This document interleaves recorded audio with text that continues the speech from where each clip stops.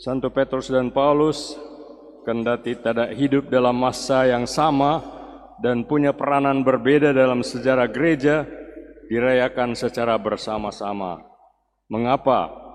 Salah satu jawabannya yang bisa diberikan ialah mereka berdua merupakan tokoh utama dalam sejarah gereja awal. Bacaan pertama hari ini diambil dari Kisah Para Rasul. Kalau kita baca dengan teliti, sebenarnya isi kitab ini bukan kisah para rasul, tetapi kisah gereja awal yang dalam perkembangannya dituntun Roh Kudus.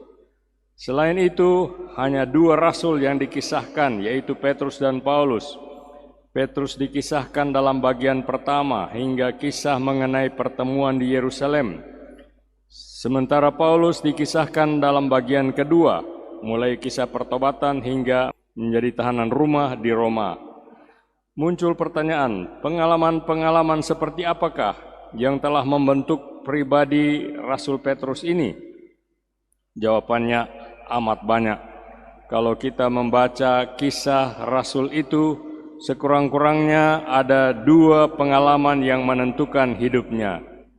Pertama, pengalaman ketidakberdayaan, seperti kegagalan, ketidakmampuan mengatasi keadaan, termasuk keadaan diri sendiri. Dalam hidup Petrus, pengalaman ini tampak pada peristiwa penyangkalan yang ia lakukan menjelang akhir hidup Yesus. Ia tidak mampu mengatasi keterbatasan kemampuannya untuk setia. Pada peristiwa penangkapan ikan yang ajaib, ia mengatakan, "Guru, telah sepanjang malam kami bekerja keras dan kami tidak menangkap apa-apa." Maksudnya bahwa dia mencela Yesus. Yesus anak tukang kayu, mau tahu apa tentang menangkap ikan yang seperti saya. Sebenarnya kata-kata ini bukan pertama-tama berkaitan dengan menangkap ikan dalam arti harafiah, melainkan ungkapan kegagalan dalam karya kerasulan. Petrus juga berada dalam bahaya tenggelam ketika dalam hidupnya ia merasa takut, kurang percaya, dan bimbang. Namun, ketidakberdayaan ini tidak membuat rasul itu habis atau hancur. Mengapa? Karena justru ketika ia tidak berdaya, ia mengalami rahmat Tuhan yang menyelamatkan. Inilah pengalaman dasar kedua yang paling menentukan hidupnya. Petrus mengalaminya ketika ia menyebut Yesus bukan sekedar sebagai guru, tetapi sebagai Tuhan. Pada waktu itu, sebutan dirinya bukan lagi sekedar Simon, melainkan Simon Petrus. Perubahan nama ini melambangkan perubahan serta pembaruan hidup dan sikap. Semula ia percaya pada kekuatan sendiri.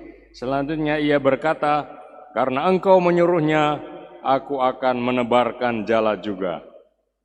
Rupanya pengalaman yang paling mengesankan bagi Petrus ialah ketika ia menyangkal Yesus. Pandangan Yesus mengubah jalan hidupnya. Petrus yang hidupnya sudah diperbaharui inilah yang bisa mengucapkan pengakuan Yesus adalah Mesias dan Anak Allah yang hidup dan dijadikan batu karang bagi jemaat Tuhan.